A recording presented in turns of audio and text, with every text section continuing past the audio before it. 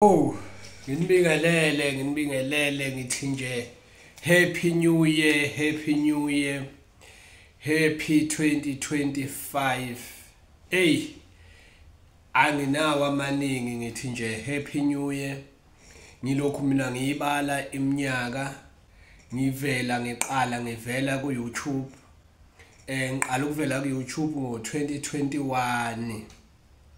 Ya 2021 bayangazi abanye ngiqale ngavela kubaba udokotela ngawo 2021 ngabe sengicreate i-YouTube channel yami yona le ubuhle bethongo TV.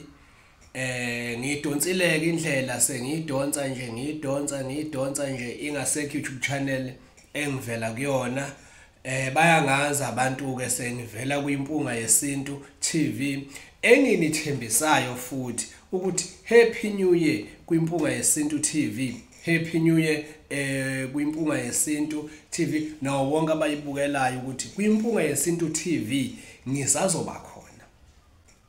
Ilokho enganithembisa khona ukuthi kwimpunga yesintu TV nisazolokhu ningibona, nibuye futhi nangapha kumina kule YouTube channel nizo-subscribe imsakazo eminingi nisazongilalela kuyo.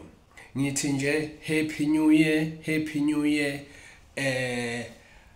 Engangikwenza endulo namanje ngisakwenza futhi izinga selikhuphuke kakhulu. Kuya ngokuthi wena ungithinte kusene nesikhathi yini. Kulonyaka bengingafisa nje abantu abathi makhosi abathi bafisa ngicreate igroup kaMkhulu Khoza nje. Igroup nje kaMkhulu Khoza, hayi nyazi inyanga zingangena kungene osomabhizinisi kuleyo group, kungene abantu abasebenzayo abanezikhundla ubafundisi abafuna ukungena nje sixoxe ukuthi ikhubalo lingakwenza kanjani ikhubalo lala ekhaya ukuthatha likubeke kwenye indawo.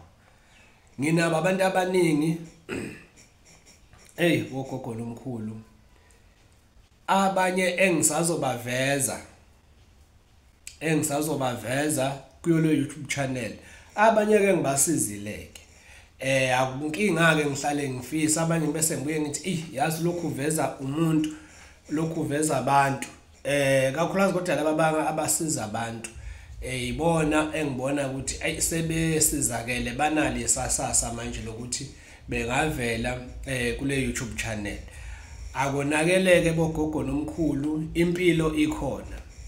Awuthi uma ngabe ucabanga ukwenza izinto ozenzayo ufike kimi uphathe ithawulo elimhlophe usawoti noma ungaba fine noma ungaba rough ushukela impuphu ugologo omhlophe uphathe lokho okuncane nje impela, lokho okuncane ukuphathe ke uze nakho la nenkukhu emhlophe, kungaba ulamthuthu, kungaba inkukhu efuywe ekhaya, bese ungiphathela ukhamba Nkosi yami, ungiphathela ukhamba ungaluthenge esitolo, ukhamba lolo lukhandwe ngobumba Nkosi yami. Awukuze kumina ungiphathele lezo zinto uyazi wena ukuthi yini obhizi ngayo. Uma ufesa awuyidingi leyo nduku leyo le yalolu khamba lolu ke inkunzumalanga lemnyama noma ungathola futhi hayi oluncane ukhamba nje impela olubhekile nje kunenduku enguphathele yona engithi hayi ngale nduku hayi siyonqoba sengize ngayiqamba igama la ngathi igama la lenduku umanqoba. Ungiphathela nje wena ithawulo elimhlophe noma kungaba ufefe, indwangu engufefe olumhlophe alunankinga. Ungiphathele usawoti, ungaba rough noma ube fine, kube impuphu, kube ushukela, kube ulamthuthu, kube ugologo omhlophe. Uthenga izinto ezincane, uthenga okuncane nje, ugologo nawo ube ugologo omncane. Bese uzala ubone ukuthi ayikhona into manje kade lokhu uthi imkhulu ngihlanganise lokuza ku awuhlanganise lezi zinto.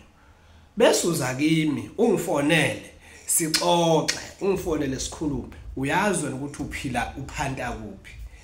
Abantu ke Nkosi yami imithetho yezigubhu zalapha ekhaya inzima futhi angisoze ngayidalula ku YouTube imithetho nje yokuthi before ngonika isigubhu la ekhaya yini efuna ukuthi siyenze mina nawe kunento onongayibukela kude uthi umkhulu kodwa nje isigubhu ngisinika umuntu esengijwayelene naye uyabo esengijwayelene naye yabo sengayivala lento ukuthi umuntu mefika nje hayi isigubhu sikhona lethi imali ngikande imithi nginike isigubhu yabo sengisebenza ngenye indlela isigubhu sekukhona la kufanele siqale sidlule khona mina nawe kodwa kangathandi lento kuyidalula la ngizoyidalula lento abantu esikhathi makufika nje abantu abanamabhizinisi engibona ukuthi izinto zabo idinga isigubhu uyawufuna futhi ukuthi ulalele lo myalelo ukuthi isigubhu ke mina ngeke ngisikhipha sesiqale senza 1 2 3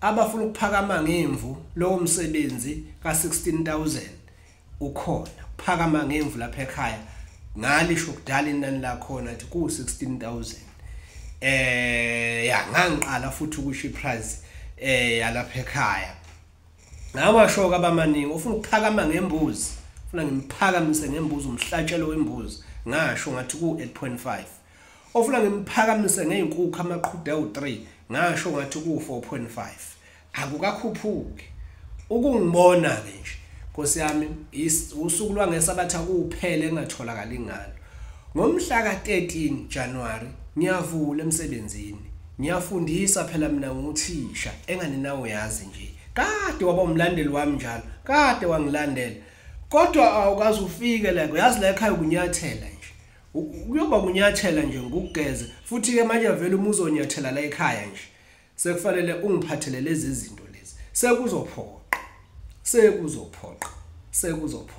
ukuthi ozongibona manje akaphathe lezi zinto engiyibalile ithawula usawoti ushukela omhlophe njalo ukuze imhlophe lezi zinto engiyibalile njalo ithawula limhlophe usawoti unthi usawoti umhlophe ushukela omhlophe ungakuthengi ngobrown inkukhu emhlophe ugoloko uze la lokhu ngishilo ayingiyamemezela bafowethu lenduku ngizoke ngiyisebenzise mina bukhoma maduze nje ngiyisebenzise nje mina bukhoma ngiyisebenzise nje bukhoma bese kuba ukhamba uma uqala uzoyithinta kube ukhamba mina base ngiyithintile sengiyakwazi ukusebenzisa ibhakede sengiyibona ukuthi iyahlahlamba lenduku ihlahlamba kanjani ngiyathokoza ngitholakala enambeni yami 0794410838 awuyibuze lokhu waqala ukungibona ngishutha